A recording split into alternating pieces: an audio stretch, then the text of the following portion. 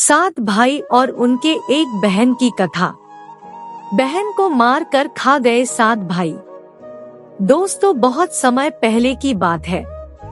किसी गांव में एक परिवार था और उस परिवार में 7 भाई अपनी एक बहन के साथ रहते थे। उनके माता पिता नहीं थे। यह उस समय की बात है जब लोग जंगली जानवरों का शिकार करते थे तथा औरतों का काम घर परिवार और बच्चों को संभालना होता था। ये 7 भाई उस गांव में अपनी बहन के साथ बड़े प्रेम से रहते थे। 7 भाई जंगल में जाकर जंगली जानवरों का शिकार करते थे और शिकार करके जब घर लाते थे तो बहन उन जानवरों को काटकर उनके मांस को पकाती थी और सभी मिलकर बड़े प्रेम से भोजन किया करते थे।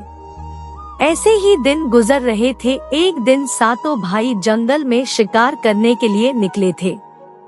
शाम होने वाली थी और बहन अपने 7 भाइयों के लिए खाना पका रही थी। जब वो चाकू से हरे सब्जियों को काट रही थी तभी चाकू के तेज धार से एक अंगुली कट गई। कटे हुए अंगुली से खून बहने लगा। अब बहन सोचने लगी कि यदि उनके भाइयों ने उसकी कटी अंगुली देखी तो वो काफी दुखी हो जाएंगे। इसीलिए उसने सोचा कि अपने भाइयों को इसके बारे में नहीं बताना चाहिए और उनसे यह बात छिपाकर रखना चाहिए। उसने अपनी ओढ़नी और दीवारों पर खून को पोंछना चाहा, लेकिन फिर दिमाग में विचार आया कि यहाँ तो मेरे भाई आसानी से देख लेंगे। फिर उसने अपने खून को साग में ही पोंछ दिया। जब शाम को 7 भाई शिकार करके आए तो बहन ने भाइयों के लिए भोजन परोसा। आज 7 भाइयों को साग बहुत ज्यादा स्वादिष्ट लगा और सभी अपनी अंगुलियां चाटते रह गए और अपने बहन की खाना पकाने की कला का बखान करने लगे। अपनी तारीफ सुनकर बहन भी बहुत खुश हुई। अगले दिन सभी भाई सुबह खा पीकर जंगल में शिकार के लिए निकल पड़े। वो शिकार तलाशते थक गए और एक पेड़ की छांव में बैठ गए और बातों ही बातों में 7 भाई रात के भोजन के बारे में बात करने लगे। रात में बहन ने जो साग बनाया था उसी की चर्चा करने लगे। सभी कहने लगे कि इतना स्वादिष्ट साग उन्होंने कभी नहीं खाया। 7 भाइयों ने विचार किया कि आज इसके बारे में अपनी बहन से जरूर पूछेंगे और जानकर रहेंगे कि साग में उसने ऐसा क्या मिलाया कि साग इतना स्वादिष्ट बन गया। जब सभी भाई घर आए तो अपने बहन के खाने की तारीफ करने लगे। बहन बड़ी खुश हुई। तब 7 भाइयों में सबसे बड़े भाई ने अपनी बहन से पूछा कि कल तुमने साग में ऐसा क्या क्या मिला दिया था कि साग इतने स्वादिष्ट बन गए। बहन ने बहाना बना दिया जिससे उनको सच्चाई न पता चल सके। तब बड़े भाई ने बहन को अपनी सौगंध देते हुए कहने लगा कि बहन मुझे सच सच बताओ। तब बहन से सब कुछ सच सच बता दिया और कहने लगी कि साग में मैंने अपना थोड़ा सा खून मिला दिया था क्योंकि चाकू से मेरी अंगुली कट गई थी। उसके बाद सभी 7 भाई भोजन करके सोने के लिए चले गए। तभी 7 भाइयों में से सबसे बड़े भाई ने कहा कि खून की चंद बूंदे मिलाने से साग इतना स्वादिष्ट बन गया तो बहन का मांस कितना स्वादिष्ट होगा। सभी भाइयों ने अपने बड़े भाई की हाँ में हाँ मिलाई और अगले दिन भोजन करके सभी भाई शिकार के लिए निकल पड़े। 7 भाइयों ने अपनी बहन को जान से मारने का प्लान बना लिया और कहा कि उसको मारकर उसका मांस पकाकर खाएंगे। लेकिन यह बात 7 में से सबसे छोटे भाई को पसंद न आई। वह अपनी बहन को बचाने के लिए बहुत बेचैन था। वह इसका खुलकर विरोध नहीं कर सकता था क्योंकि 6 भाई एक तरफ थे और वो अकेला था। शिकार करने के बाद सभी भाइयों ने एक टीले पर बांस के पट्टों का बना एक चबूतरा बनाया जिसे चांग कहते हैं। उनकी योजना यह थी कि बहन को बहला फुसलाकर यहाँ पर लाएंगे और तीर मारकर अपनी बहन की हत्या कर देंगे और उसका स्वादिष्ट मांस खाएंगे। अगले दिन बड़े भाई ने अपनी बहन से कहा कि बहन, अब तुम विवाह योग्य हो चुकी हो और हमने तुम्हारे लिए एक योग्य वर की तलाश की है, अतः तुम सच संवर कर हमारे साथ चलो। बहन अपने भाई की बात सुनकर बड़ी खुश हुई और तैयार हो गई। चलते चलते जब बहन थक गई तब वह अपने बड़े भाई से कहने लगी कि भाई और कितना दूर चलना होगा। तब बड़े भाई ने कहा कि बहन, अब थोड़ी ही दूर वो जो टीले के ऊपर चांद दिख रहा है वहीं पर जाना है।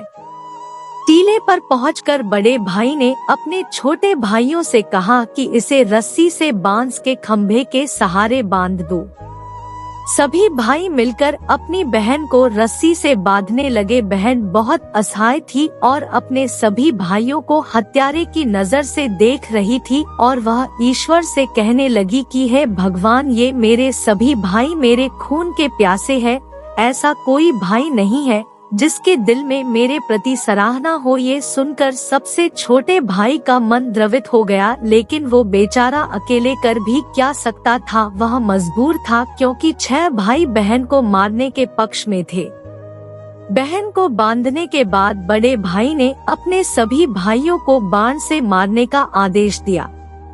जब बड़ा भाई सबसे पहले धनुष से बाण मारने के लिए चला तो बहन अपने बड़े भाई के सामने हाथ जोड़कर करुण स्वर में कहने लगी कि मारो मारो भैया, छाती में लक्ष्य करके तुम्हारा तीर तुम्हारा धनुष जंगल को जाएगा।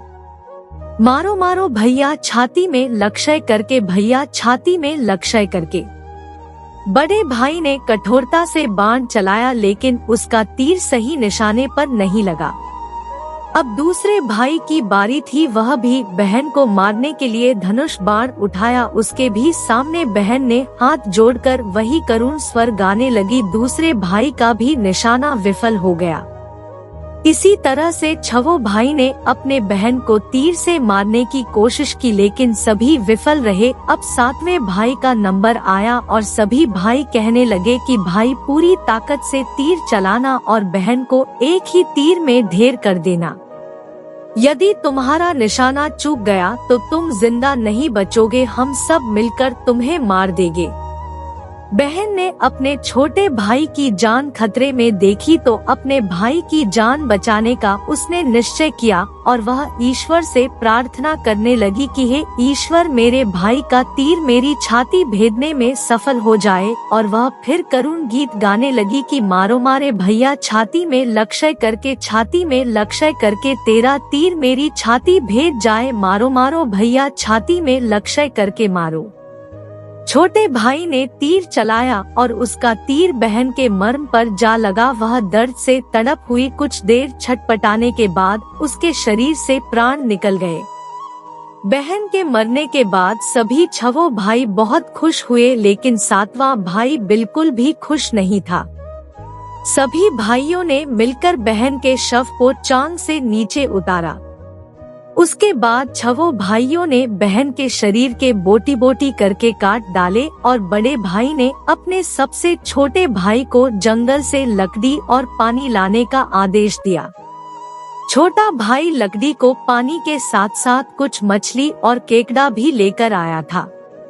वह अंदर ही अंदर बड़ा दुखी था। उसके सभी भाई बहन का मांस बड़े चाव से पका रहे थे।